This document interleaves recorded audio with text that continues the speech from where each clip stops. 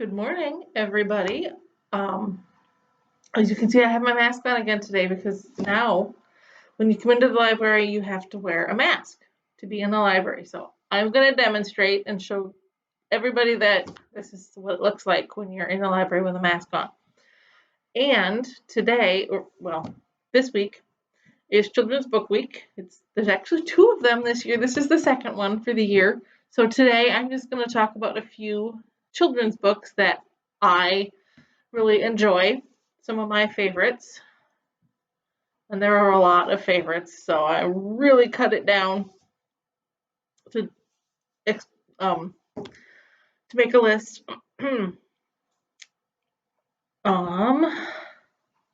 anyway, okay, so Children's Book Week is an annual celebration of books for young people and the joy of reading. So hopefully, come into the library or do our curbside pickup, you will enjoy reading some of these books I'm going to tell you about. And I did another video of this earlier in the year, so a couple of these might be duplicates, but that's just because they are really good books. Okay, so I'm going to start this one. This one is called The Serious Goose by Jimmy Kimmel. Yes, that Jimmy Kimmel. He wrote it and illustrated this one. And here we have this serious goose, and she will not smile, no matter how silly the book gets or how silly you get. So don't even try to make this goose smile. But if you like a challenge, this is a good book for you. Because it's going to get really silly, and there's part of it is interactive that you can get, well, the children and the adults can get as silly as you want to be, and then you can see if you can make this goose smile, even though you're not supposed to. Okay, and then here we have A Couch for a Llama, which is written and illustrated by Leah Gilbert. This one is really funny. You can see here's Llama, and there's this family that has a couch that is really old and worn out, and they decided it's time to get a new couch. So they go buy a new couch and they strap it on top of their car, and they're driving along and the couch falls off of their car and the llama finds it. And then after the llama finds it, there's this hilarious escapade of the llama's attempts to figure out what do you do with a couch, because he's a llama, he doesn't know. But then what happens when the family discovers that their couch is missing? It's a good question. You'll have to read the book and find out. Or, okay, here we have this one, Don't Push the Button. Written and illustrated by Bill Cotter. And guess what? This is another interactive one, because there's a button in here that you absolutely should not push. And you have this friendly monster. It turns out his name is Larry.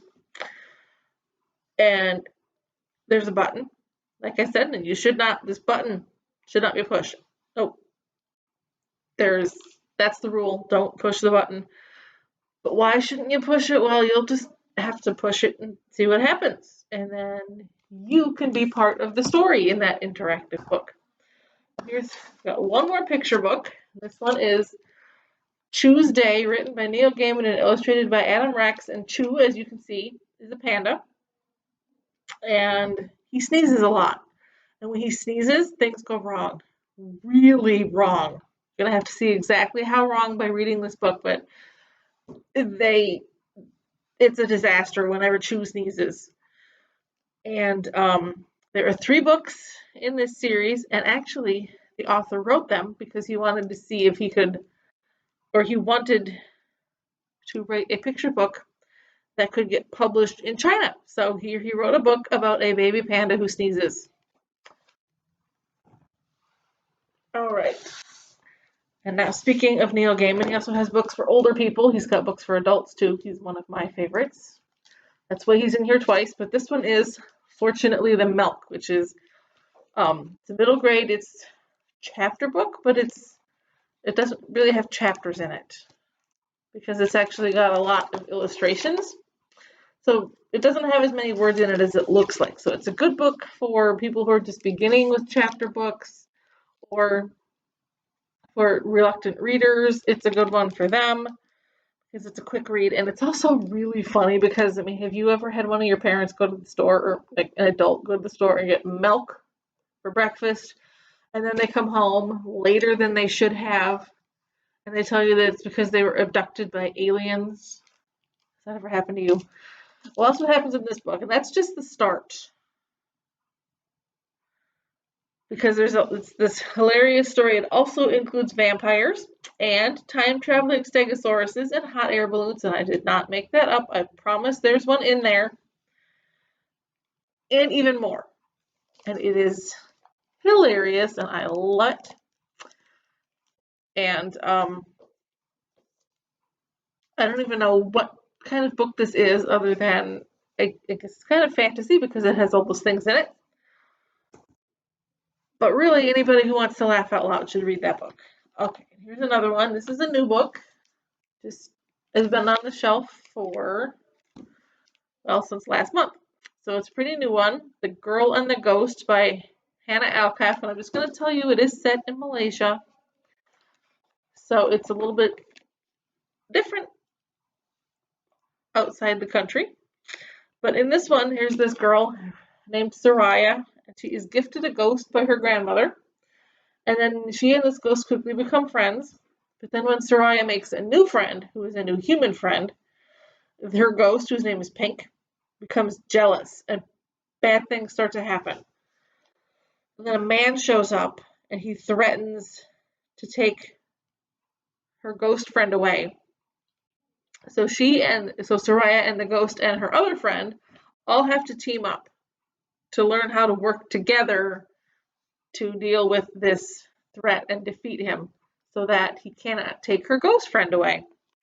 It's a good option for anyone who likes horror stories and actually doesn't mind a little bit of grossness, because there are a couple of kind of gross scenes in here. So, you know who you are. That's a good one for you. And here's another one, another new one. I think this one also from September when we got this one. BenBee and the Teacher Griefer, which is the first in a series. This one is by K.A. Holt. But this one, it's another good one for reluctant readers. And there's a couple of reasons for that one. First of all, is BenBee and his 3 classmates are divergent thinkers who they are not good at reading. They don't like it. In fact, they're so bad at it that when they took the standardized state test, which is in Florida, so it starts with an F, and it's a word that will get a laugh every time you read the name of this test, they failed the reading portion of the test, and they have to take a summer reading class and then take the test again. And then they make an agreement with their teacher that for every minute they read out loud in class, they can play 1 minute in class. They can play 1 minute of a game that is like Minecraft, and they can play the game in class. But then the plan is discovered, and these friends have to band together, there's that theme again, to save their teacher's job. And it's told in short chapters, some of which are poetry, and then there's some that are told as chat logs, and some are actual prose chapters,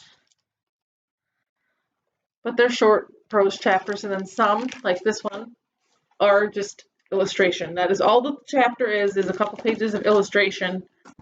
So it's a good one for reluctant readers because it's about reluctant readers, and it also is easy to read and a quick one. And it is another book that we have on our, and it's I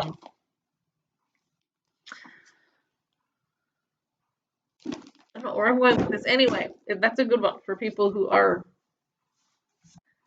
not the best readers, and that is, or people who are considered divergent thinkers by their teachers, and they maybe need a little, regular classes maybe aren't for them. They need a little extra help, which is okay. All right, well, those are the only books that I have for you to, I don't even know what happened with this video. But anyway, I am done talking for today. I'm sure you are done listening. So if you want any of those books, you can come in and you can check those out. We also are offering curbside pickup. You don't have to come into the library to get them. And remember, you have to wear a mask now if you want to come in. So I hope that you will come in and decide to check some of these books out, and I will see you then. Bye.